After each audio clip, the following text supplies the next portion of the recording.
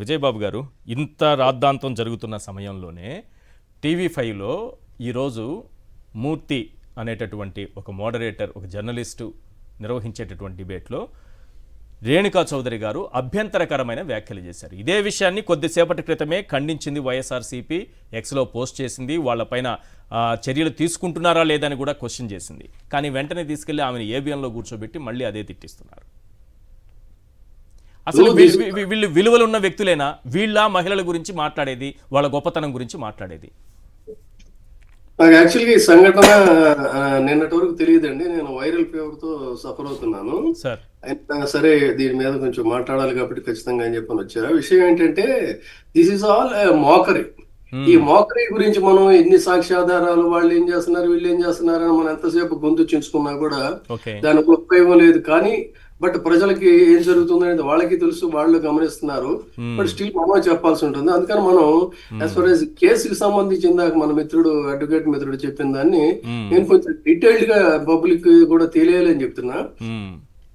వాళ్ళు పెట్టినటువంటి సెక్షన్స్ ఇందాక మీరు చెప్పారు, సెక్షన్ 79 బిఎన్ఎస్, సెక్షన్ 79 అంటే ఇవి ఎందుకని అంటే మీరు కొంచెం నాకు మధ్యలో బ్రేక్ ఇవ్వకుండా చెప్తా నేను. ఈ కేసెస్ కి, కొమ్మినేని అరెస్ట్ కి, సాక్షి మీద దాడులకి, లేకపోతే ఇప్పుడు ఈ రేణుకా చౌదరి లాంటి వాళ్ళు నోటికి వచ్చినట్టు మాట్లాడుతున్నట్టు వాటికి ఏదైనా సంబంధం ఉందా అనేటువంటి దాన్ని మనం పబ్లిక్ వదిలేద్దాం. అందుకని ఈ రోజు ఈయన కొమ్మినేని గారి మీద పెట్టినటువంటి సెక్షన్స్ ఏంటంటే సెక్షన్ 79 అనేది పెట్టారు. అంటే స్త్రీలని కించపరిచేటువంటి విధంగా మాట్లాడారు అనేటువంటిది. దీనికి 3 ఏళ్ళు జైలు, జరిమానా ఉంటుంది. సెక్షన్ 196 సబ్సెక్షన్ 1 పెట్టారు. అంటే మతము, జాతి మొదలైనటువంటి సమూహాల మధ్యలో ఒక కాన్ఫ్లిక్ట్ అనేటువంటిది, ఒక శత్రుత్వాన్ని, ఎనానమసీ పెంచడం కోసం అని చెప్పని ఆ పని ఈ డిబేట్స్ ద్వారా జరిగిందా.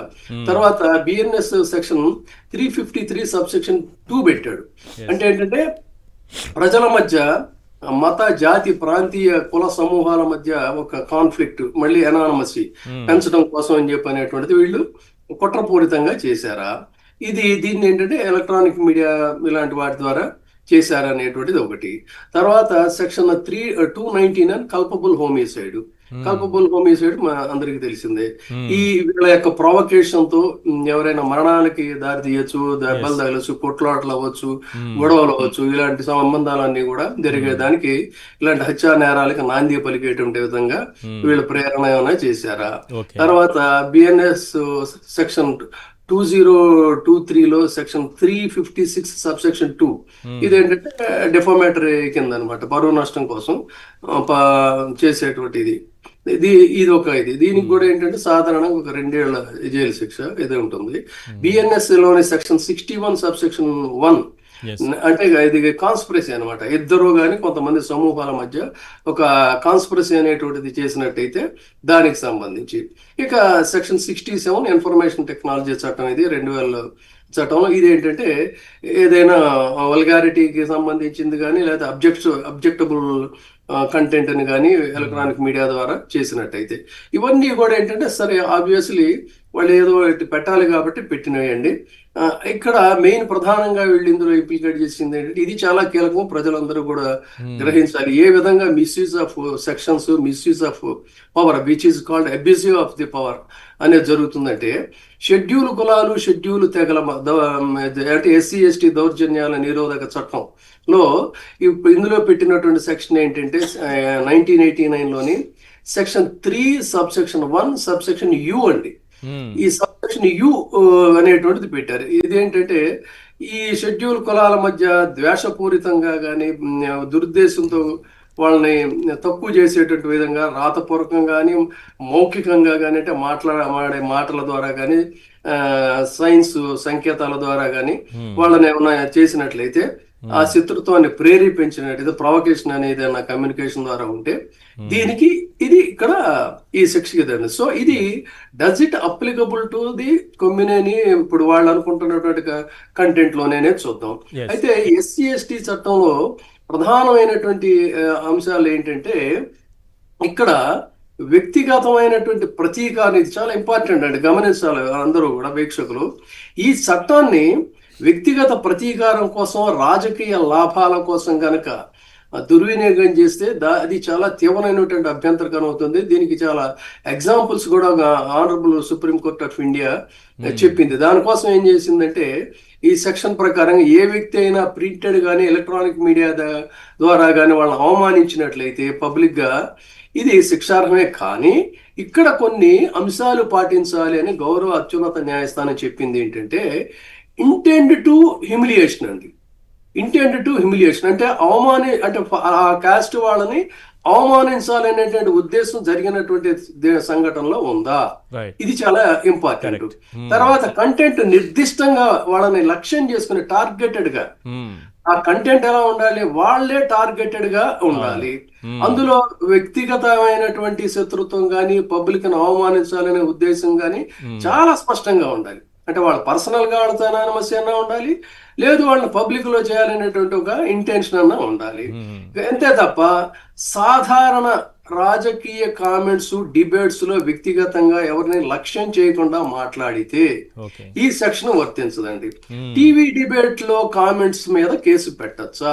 ఒక పబ్లిక్ టీవీ డిబేట్ లో ఒక జనరల్ కామెంట్ చేస్తే అది నిర్దిష్టంగా ఎస్సీ ఎస్టీ వ్యక్తిని అవమానించాలనే ఉద్దేశం లేకపోతే ఈ సెక్షన్ ఏదైతే ఉందో సెక్షన్ 3 సబ్సెక్షన్ 1 సబ్సెక్షన్ యు అనేది దానికి ఎటువంటి పరిస్థితుల్లో కూడా వర్తించదు. కోర్టు ఈ విషయాన్ని చెప్పింది. కోర్టు ఇంకొక కీలకమైన వ్యాఖ్య చేసిందండి supreme court. Intent to humiliate a member of SC ST caste is must. Mere utterance without intention and not in public view doesn't attract the offense. అంటూనే కొన్ని ఇవి కూడా ఉన్నాయండి. ఆర్నేష్ కుమార్ జడ్జిమెంట్ 2014, డాక్టర్ సుభాష్ కాశీనాథ్ కేసులో కానీ ఇలాంటి కొన్ని కేసుల్లో కూడా చెప్తూ ఏం చెప్పిందంటే, ఇదే ఇక్కడ కొమ్మినేని గారికి కూడా మనం ఇప్పుడు ఈ విషయాలను చూడండి, వాళ్ళని కాన్సన్ట్రేట్ చేసి అల్టీరియర్ మోటివ్ తో అరెస్ట్ చేయొద్దు. ఒకవేళ అభియోగం వచ్చింది, ఎవరో కేసు పెట్టారు, అక్కడెక్కడో తుళ్ళూరులోనే ఎక్కడో పెట్టారు అన్నారు, ఆ కేసు పెట్టిన వెంటనే వాళ్ళని అరెస్ట్ చేయకూడదు. ప్రిలిమినరీ ఎంక్వైరీ అనేటువంటిది చేయాలి. ఈ సెక్షన్ లో ప్రిలిమినరీ ఎంక్వైరీ చేయాలి. దట్టు మళ్ళీ సీనియర్ సిటిజన్స్ విషయంలో కూడా ఇంకొక ఆప్షన్ ఉందండి. ఒకవేళ వీళ్ళు సీనియర్ వయోవృద్ధులైనట్లయితే, ఒకవేళ ప్రభుత్వ అధికారులు కూడా అయినట్లయితే ఆ నేరాన్ని సీరియస్ గా పరిశీలించి ఎంక్వైరీ చేసిన తర్వాతే వాళ్ళ మీద కేసు పెట్టాలి. సాక్ష్యాలు లేని కేసులు వ్యక్తిగత ద్వేషంతో గనక చేసినట్లయితే వాటిని చాలా కూలంకషంగా చర్చించాలని చెప్తూనే ఇందాక చెప్పిన doctor Subhash Mahajan versus state of Maharashtra 2018లో ఎస్సీ చట్టం ఆధారంగా తక్షణ అరెస్ట్ అవసరం లేదనేటువంటిది సుప్రీంకోర్టు చెప్పిన మాట అండి ఇది.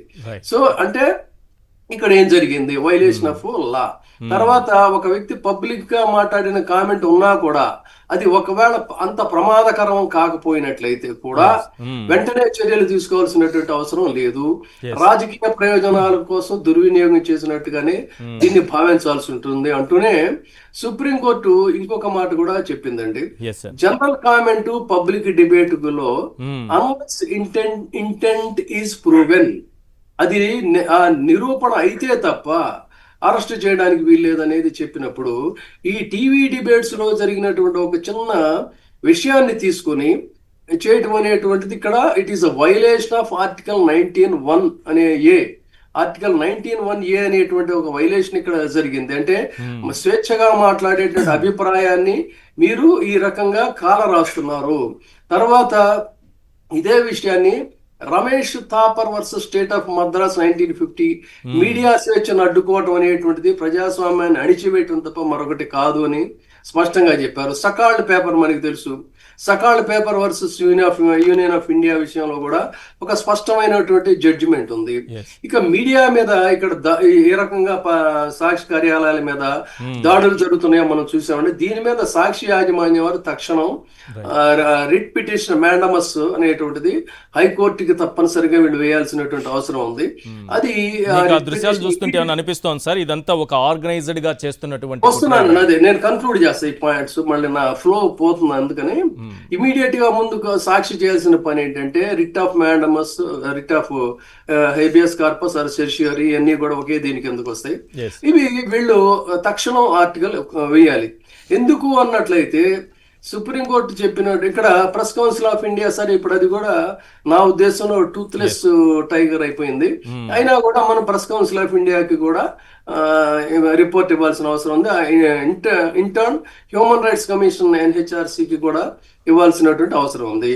అసలు ప్రధానంగా ఇంత దారుణమైనటువంటి బరి తెగించి పబ్లిక్ ప్రాపర్టీని ఇష్టం వచ్చినట్టుగా ఇది ధ్వంసం చేస్తుంటే గవర్నర్ మౌనం వహించడం అనేటువంటి అత్యంత శోచనీయమైనటువంటి విషయం. కాబట్టి ఈ గవర్నర్ మౌనంగా ఉండటం అనేటువంటిది ప్రజాస్వామ్య పరిరక్షణకే ప్రమాదం. కాబట్టి గవర్నర్ స్పందించినటువంటి నేపథ్యంలో ఆర్టికల్ 355 ప్రకారంగా తక్షణం కేంద్రానికి అదేవిధంగా రాష్ట్రపతికి భద్రత కల్పించాలి మా ఆస్తులకి అని చెప్పని కూడా సాక్షి యాజమాన్యం వారు తక్షణం వినతి పత్రాలను వెంటనే చేస్తూ పార్లమెంటరీ స్టాండింగ్ కమిటీకి కూడా ఈ మీడియా అటాక్స్ గురించి ఫిర్యాదు చేయాల్సినటువంటి అవసరం ఉంది. సో ఇది సంక్షిప్తంగా అండి. ఇక తర్వాత ఇందాక మన మిత్రుడు అన్నాడు ఇవన్నీ కూడా నిలబడేవి కాదు కాబట్టి ఆయనకి బెయిల్ వచ్చేసిందని. అసలు ఇవేబీ కూడా ఇవన్నీ ఫ్యాబ్రికేటెడ్ కేసెస్ అట్రాక్ట్ అవ్వదు. కానీ ఇదే సమయంలో ఒకేసారి ఇంచుమించు కొన్ని రోజుల వ్యవధిలో high court honourable high court of Andhra Pradesh and honourable supreme court of India ఒక కామెంట్స్ చేసినాయి. మా లోవర్ కోర్టులు మా వాళ్ళు అసలు అవేంటో FIR ఏంటో అభియోగాలు ఏంటో కూడా చూడకుండా చాలా బ్లైండ్ గా మరి ఎవరి మెప్పు కోసమే ఆ కామెంట్ కూడా చేశారండి చాలా స్పష్టంగా. అదేదో అంత నేను స్పష్టంగా నేను చదవకుండా వాళ్ళకి ఇచ్చేస్తున్నారని. అటువంటి వాళ్ళు ఎవరైనా గనక ఉంటే ఇది అవుతుంది తప్ప or otherwise if they go by law procedural గా కనుక వెళ్ళినట్లయితే ఈ అసలు రిమాండ్ అనేది ఉండదు. మోర్ ఓవర్ ఏంటంటే అసలు ఎందుకు పెట్టారు, does it attract this SC/ST act how it is అని చెప్పని కూడా వాళ్ళని నిలదీసి పోలీసుల్ని ప్రశ్నించాల్సినటువంటి అవసరం ఉంది. కాబట్టి ఇక్కడ ఈ ఇంకొక చిన్న మాట ఒకటి ఏంటంటే మనందరం కూడా ప్రొఫెషనల్ గా మనందరం కూడా గౌరవప్రదమైన జర్నలిజం నుంచి వచ్చినటువంటి వాళ్ళం, ఎన్నో అవార్డులు రివార్డులు అందుకున్నటువంటి వాళ్ళం. ఆయన కూడా అంతే ఈక్వల్లీ కొమ్మినేని గారు కూడా ఆయనకి ప్రభుత్వ అవార్డులు వ్యక్తిగతంగా కూడా చాలా ప్రైవేట్ సంస్థలు కూడా ఇచ్చి చివరికి ఆయనకి ఇలాంటి బహుమానం 70 ఏళ్ల వయసులో రావటం అనేటువంటిది thanks to the Andhra Pradesh government. And more over one thing ఏంటంటే ఇలాంటివి గనక ఇంకా వీళ్ళు ఇదే రకంగా కొనసాగించినట్టయితే జర్నలిజంలో విలువలు అనేటువంటివి ఎంత పతనం అయిపోతాయి అనేది కూడా చెప్పాలి. నాకున్నటువంటి బాధ ఏంటంటే నేను కూడా ఇంచుమించు ఆయనకి సమకాలీకుడిని. నేను కానీ తిలక్ గారు కానీ ఒక సుదీర్ఘ కాలం పాటు మేము జర్నలిజంలో ప్రయాణం చేసినటువంటి వాళ్ళం. చివరిగా చెప్పేది ఏంటంటే ఇన్ని రకాలైనటువంటి దాడులు జర్నలిస్టుల నోళ్ళు కూడా ముగించాలని వీళ్ళని సోకాల్డ్ జర్నలిజం ముసుగని చెప్పి అంటున్నారండి. అంటే కొమ్మినేని ఇక్కడ జర్నలిస్ట్ కాదు, కేవలం ఇప్పుడు నిన్న మొన్న పుట్టుకొచ్చిన పుట్టగొడుగులు ఏవైతే ఉన్నాయో వాళ్ళు జర్నలిస్టులు అయిపోయారు. వాళ్ళు నిందిస్తున్నారు. ఒక టంగ్ స్లిప్ అనేటువంటిది అయిన సందర్భంగా ప్రభుత్వాలు చేయాల్సిన పని ఇది చాలా ఇంపార్టెంట్ అండి. టంగ్ స్లిప్ అని మీకు చాలా కేసులు నేను ఉదాహరిస్తాను. భారతదేశంలో కానీ ప్రపంచవ్యాప్తంగా జరిగిన మీడియాల్లో టంగ్ స్లిప్ అనేటువంటిది ఎలాంటి పరిణామాలకైనా దారి తీయచ్చు. ఇక్కడ ఎలాంటి పరిణామాలకి దారి తీయలేదు, దీన్ని గ్లోరిఫై చేశారు. ఒకవేళ అలాంటి పరిణామాలకు దారి తీసినా ప్రభుత్వం తక్షణం జోక్యం చేసుకుని నివారించి ఆ నష్ట నివారణకి తగు చర్యలు తీసుకొని వాళ్ళు దాన్ని చేయాలి. కానీ ఇక్కడ ప్రెసిపిటేట్ చేస్తుంది ఎవరు అంటే గవర్నమెంట్.